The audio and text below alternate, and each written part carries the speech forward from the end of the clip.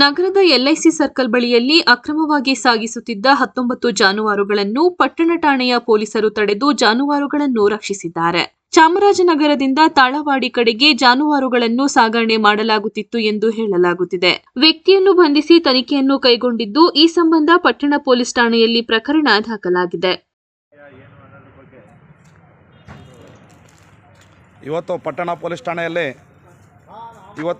ಬೆಂಗಳೂರಿಂದ ಬರ್ತಕ್ಕಂಥದ್ದನ್ನು ದನಗಳನ್ನು ಮತ್ತು ಹಸುಗಳನ್ನು ಎಲ್ಲ ಒಂದು ಒಳ್ಳೆ ಕೆಲಸನ ನಮ್ಮ ಚಾಮರಾಜನಗರ ಪಟ್ಟಣ ಪೊಲೀಸ್ ಠಾಣೆಯವರು ಇದನ್ನು ಸೆರೆ ಮಾಡಿ ಹಿಡಿದು ಟೌನ್ ಸ್ಟೇಷನಲ್ಲಿ ಒಪ್ಪಿಸಿದ್ದಾರೆ. ಇದು ನಾವು ನಮ್ಮ ಸಂಘಟನೆಯಿಂದ ನಮ್ಮ ಚಾಮರಾಜನಗರ ಪಟ್ಟಣ ಪೊಲೀಸ್ ಠಾಣೆಯವ್ರಿಗೆ ನಮ್ಮ ಸಂಘಟನೆಯಿಂದ ಅಭಿನಂದನೆ ಸಲ್ಲಿಸ್ತಾ ಇದ್ದೀವಿ. ಇಂಥ ಕೆಲಸಗಳನ್ನ ಮಾಡಿದ್ರೆ ನಮ್ಮ ಸಂಘಟನೆ ಸಂಪೂರ್ಣ ಅವ್ರಿಗೆ ಕೈ ಜೋಡಿಸಿ ಒಳ್ಳೊಳ್ಳೆ ಕೆಲಸಗಳು ಮಾಡ್ತಾಯಿದ್ದಾರೆ. ಇವರಿಗೆ ಸಂಪೂರ್ಣ ನಮ್ಮ ಸಂಘಟನೆ ಕೂಡ ಬೆಂಬಲ ಇದೆ. ಮತ್ತು ಈ ಕೃತ್ಯಕ್ಕೆ ಯಾರು ಕೈ ಹಾಕಿದರೆ ಅವ್ರಿಗೆ ಕಠಿಣವಾದ ಕ್ರಮ ಕೈಗೊಳ್ಳಿ ಅಂತ ನಮ್ಮ ಸಂಘಟನೆ ಒತ್ತಾಯ ಮಾಡ್ತಾಯಿದೆ.